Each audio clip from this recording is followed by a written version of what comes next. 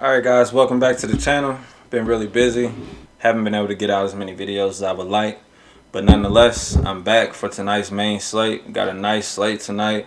Not a lot of news, not a lot of information. Pretty straightforward, cut and dry to me. So like and subscribe, please. Share all these videos on all your social media platforms. It will be greatly appreciated. And hit the thumbs up button. Please hit the thumbs up button. It costs you nothing. It's absolutely free. But it definitely helps with the video content and the algorithms that YouTube uses. So without further ado, let's get into it and check out tonight's slate.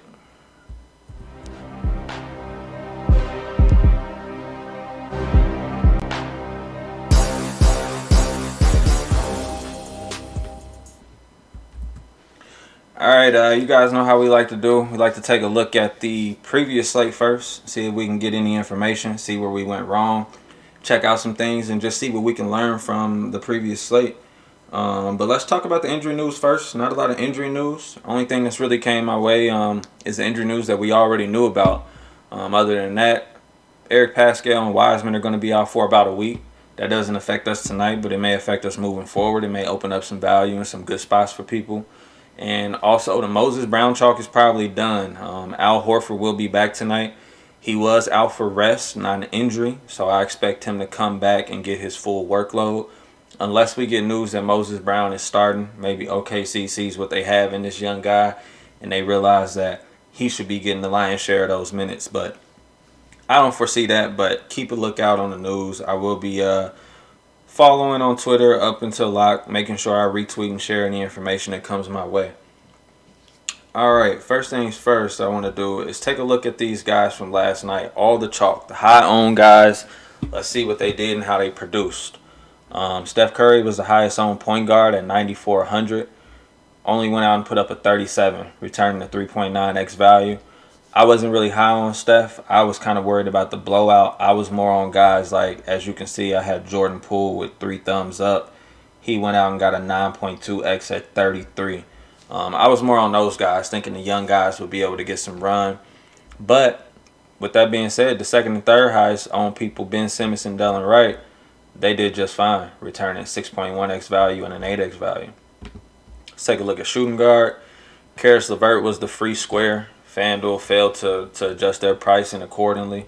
So he was just a lock and load from the beginning. I think that may have been the first person I locked in.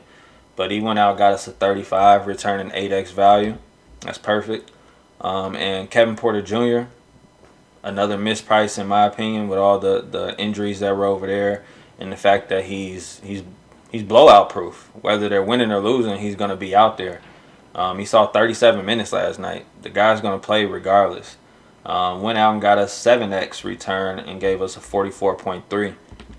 Moving along to power forward, Tobias Harris gave us a 42, returning 5.5x value. Not bad. And at center, DeAndre Jordan was the chalk, mainly because this was a slate with a lot of stars on it. And the only way you were going to be able to shove in those stars was going to be to find some cheap players. Karis LeVert helped do that, and DeAndre Jordan was another piece that helped people do that. And it wasn't a bad matchup against Indiana. Just didn't pan out. He only got 20 minutes last night, 13 points, 3x value. Like I said, it just didn't pan out. If it was the same exact matchup again, I think I would go there. Alright, now let's get into tonight's slate. We already touched on the injury news. So on tonight's slate, I do want to show you, this is what the optimal shot out. Just logged on, no adjustments, left everything as is, no editing. This is what the optimals are shooting out tonight. Take it for what it is. Use it as a tool. See what you like. If you like it, write it down, take note of it. And if you don't, pivot from it and build your own build from there. Like I said, I like to strictly use this as a tool to see what I can pivot off of, what do I like, where are the people who only push the generate lineups button, where are they going to be. This is just used for a tool. I'm working on my player pool now, and this is what the optimal is giving me. Like I said, this is not set in stone. I was tweaking this before the video, so take this with a grain of salt as well. But it do have some good plays in there that I like that I'm going to get into. All right, so let's shoot over to point guard. Chris Paul tonight, 6,900 going against Minnesota. And really quick, let's take a look at all the totals tonight. Everybody pretty much has big totals except for the slow-paced game, Orlando and New York Knicks.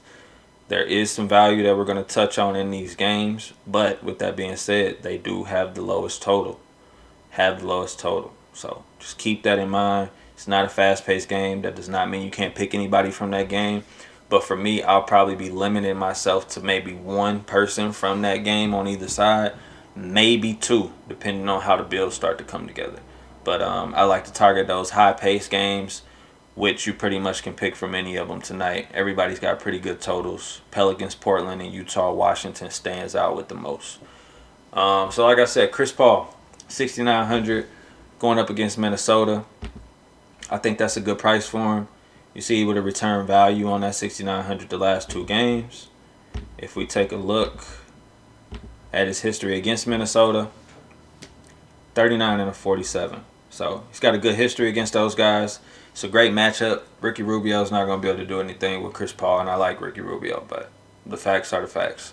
Should be a nice matchup for Chris Paul. I think the game stays close. Chris Paul will return you some value. Lonzo, I'm going right back to him. It was a perfect matchup for him against Portland. He played 35 minutes, got a 6.5x value, and he went down $100 in the matchup that we just seen. I'm not going to overthink it. I'm going right back to it. It's the highest total game on the slate. It's the perfect matchup. He needs to be out there to defend C.J. McCollum and Damian Lillard specifically. So if you expect Damian Lillard to get big minutes, expect Lonzo Ball to get big minutes. That's going to be the main defender that's going to be switching on him between probably him and Eric Bledsoe. But Bledsoe's not seeing the minutes that Lonzo Ball is. I like Lonzo Ball. Moving along to shooting guard. Devin Booker at 7,500 is one of my top plays for the night. He's got a great history against Minnesota. Take a look there. Great history against Minnesota. It's a good matchup for him. High total. He checks all the boxes. And I think he's a very safe play with upside at that 7,500 price. Now let's touch on quickly. That's the lowest total game. Rose is still out. If you want to pick quickly, I'm fine with that. He will be high on tonight for good reason. Wings against Orlando are always a thing. You can definitely go to quickly. Didn't play the minutes we really wanted him to the last game, but he was in some foul trouble. And Alec Burks and Reggie Bullock were kind of getting it going along with Julius. And he was a little bit banged up with possibly a sore ankle that we don't know about. So make sure you monitor his game time decision tag tonight. But I think you've seen a floor game from Emmanuel quickly with the 20.7. Still got up 11 attempts, only in 26 minutes. I expect him to get more minutes tonight. But with that being said, like I said, keep that in mind. It's the lower total game. And I think an interesting pivot off of him is Jordan Clarkson in a better total game, a better matchup game, and he's only $100 more. Jordan Clarkson is going to see the court. He's going to see the court. He's the main guy off the bench. He's going to at least be out there 25 minutes, upward into the 30s if he gets it going. You see how many attempts the guy's getting up, his usage in the little time he's out there. He's instant offense. And on top of that, he's got a pretty good history against Washington.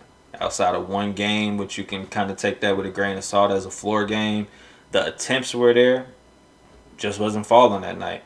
I like Jordan Clarkson over quickly tonight. But if you choose quickly, I'm not mad at that either. And also take a look at Taylor Horton-Tucker. They're finally giving him some minutes. He's getting close to 30 minutes these past two games. 3,700, almost min price. Going against Charlotte, fast-paced game, high total. You should see Taylor Horton-Tucker out there on the floor tonight too. If I had to order him, as far as value goes, it would be Taylor Horton-Tucker, Clarkson quickly. If I'm spending up, Devin Booker. All right, let's move on to small forward. At small forward, it comes down to pretty much four guys so far for me. I'm going to dive a little bit deeper into it, obviously, and look at some guys like Dort, Kenrick Williams. But for the most part, I'm going to keep it simple. If I'm getting in that New York Orlando game, like I said, I'm only gonna have 1 or 2 pieces out of that game if I even get in that game. But RJ Barrett he's been playing pretty good. His minutes are up, the usage is up. You see the shot attempts he's been getting up.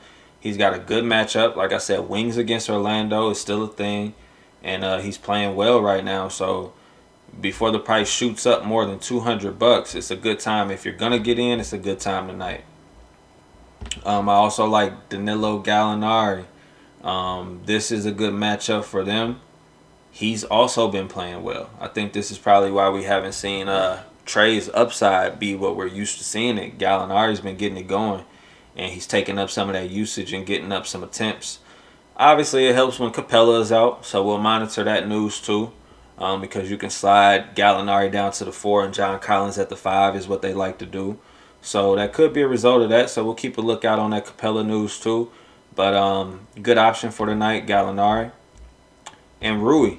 I don't know what it is, but the last 3 games, ever since that game where it was just him and Westbrook and he gave you a 50, even when Bill came back the next 2 games, he's still producing. His price hasn't moved since last game. It's only went up 200 since he gave us 50.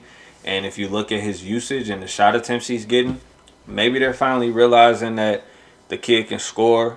Let him get up some attempts. Let him help Westbrook and Bill to take a little bit off of their shoulders. So also like Rui tonight in that matchup, one of the highest totals on the slate.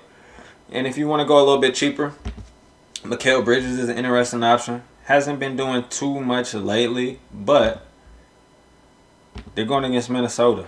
He's got a good history against them. I expect for there to be some turnovers, some steals. That's what this guy's going to do. He might not go out and drop 20 points or 30 points, but he's going to do everything else. He's going to get the rebounds, the steals, and the blocks.